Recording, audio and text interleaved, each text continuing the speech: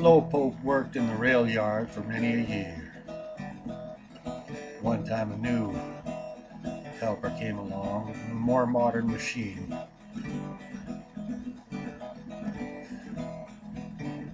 His name was Speedy, because he liked to speed around, slam on his brakes and make a squealing noise, highly irritating.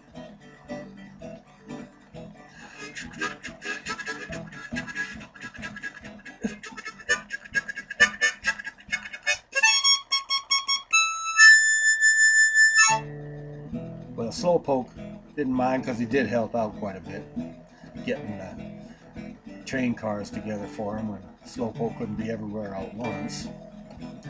And they lined up the cars and got them all ready for their big trips. Well, one day, Speedy comes in and tells Slowpoke he got called in by the head man of the yard, the head conductor, the whole train outfit. Can't remember what they call him right now. Someone told me once. Well, anyway, Speedy says that they're putting on a big celebration up over the mountain. He's going to be taking a bunch of supplies to Mrs. Casey Jones' grandma. Jones, that is. Grandma Mrs. Casey Jones. Casey Jones's grandma. She's making this big cake and putting on a big do for all the men coming in on the big ships. big war, big scrap. But anyway, so Slowpoke says, well, good for you, see you later. And off Speedy goes down the track, through the little village and up the mountainside and out of sight.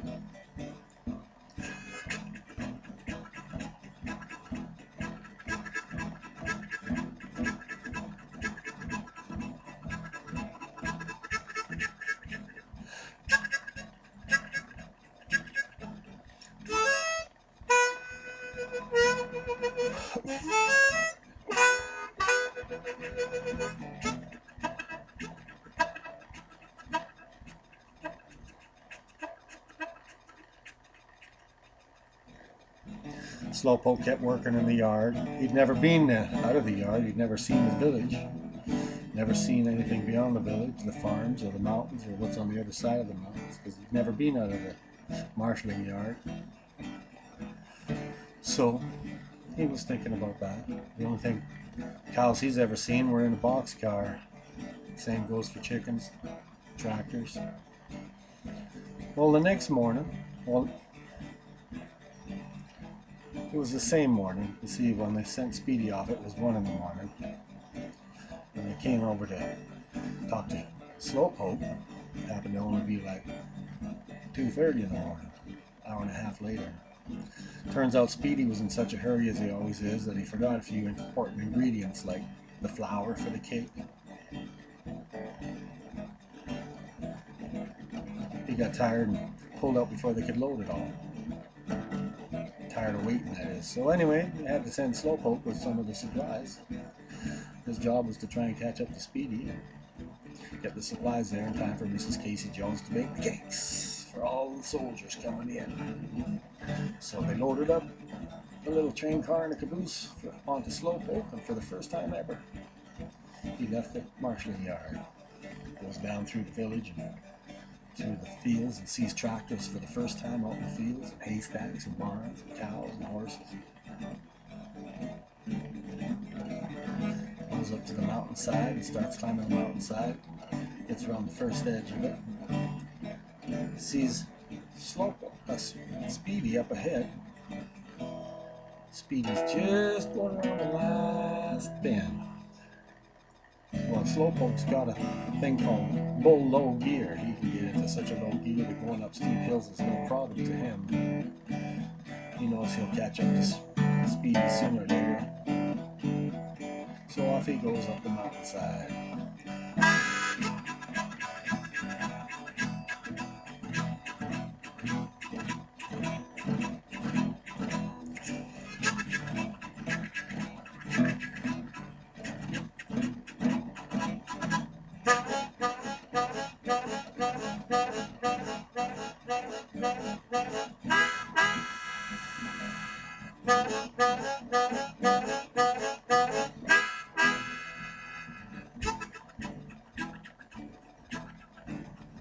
Well, now, Slowpoke makes it to the top of the mountain.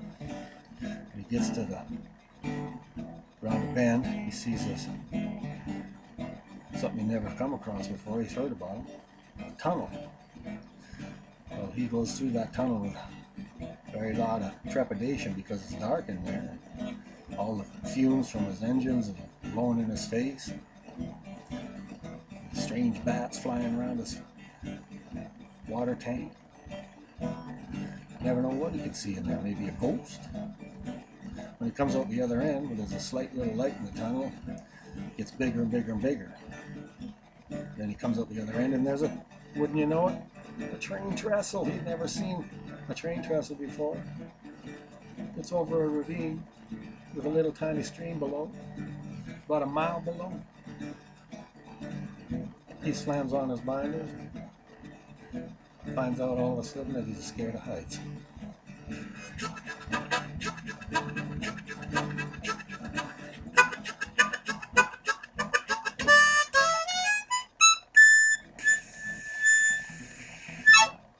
He looks down over the edge and doesn't really quite know what to do. Then he looks across and he sees there's Speedy going around another bend on the other side of the ravine.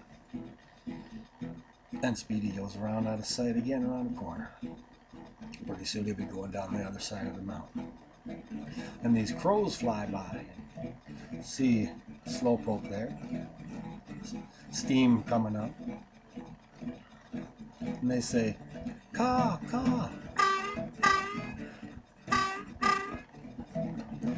Slowpoke's afraid of heights. Slowpoke's afraid of heights. They start teasing him. They know him from the washing yard. Those crows get around. They're just kidding him. And then an eagle flies by and says, "Hey, what's wrong with your friend?"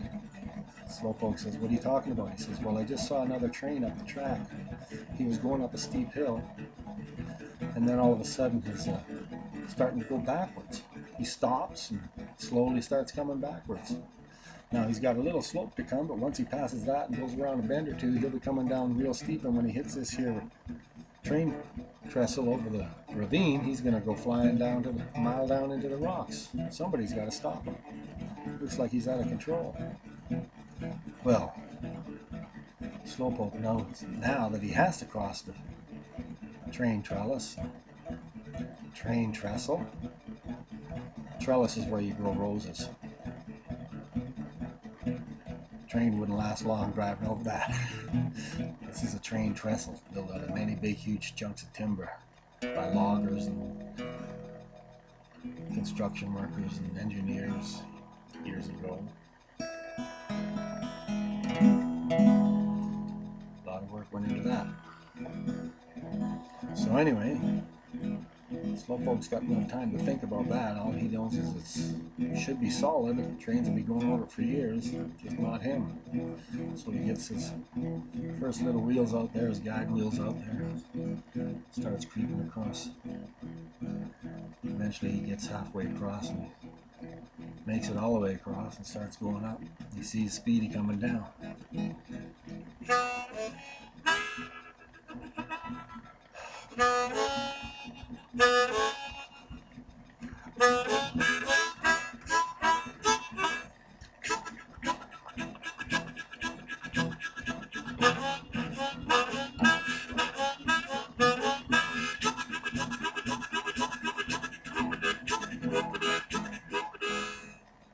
And he sees, as he gets across, he sees Speedy off in the distance coming down backwards, but he's coming faster and faster. So Slowpoke realizes he has to get halfway up there as fast as he can and then start going backwards, match the speed with Speedy, and let Speedy latch onto his front end, and he'll put the brakes on for him before they get to the train trestle down below. It's not a trellis. I learned that lesson from a train man who told me in my mistake once when I said the wrong word. So I try to get it right every time now. A lot easy. So here's Slowpoke going faster and faster and faster, catching up to Speedy, and then trying to slow down before Speedy hits him at full speed, and then go backwards until he's going as fast as Speedy is, but he's got to let Speedy catch up to him at the same time. And then when Speedy's caboose touches Slowpoke, he can slam on the brakes and hopefully do all this before they crash into the ravine below.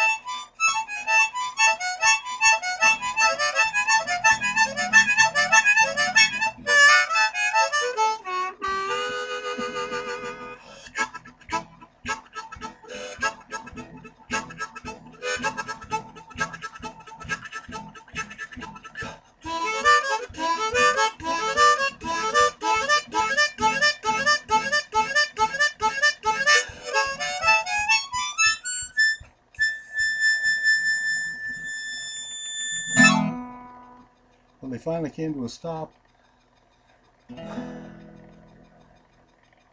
they were right in the middle of the train trestle. Slowpoke looks down and he goes,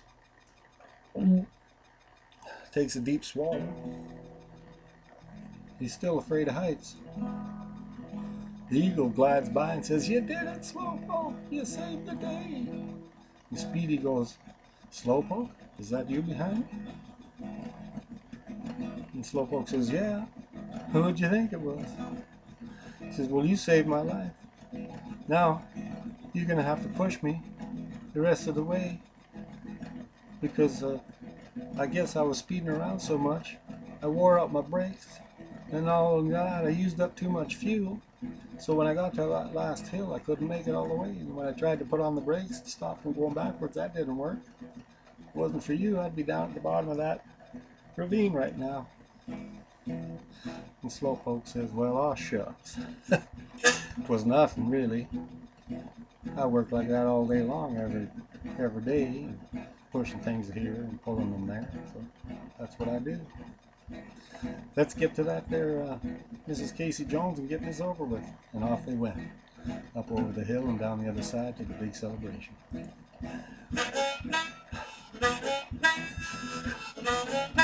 Slowpoke was doing all the work, of course.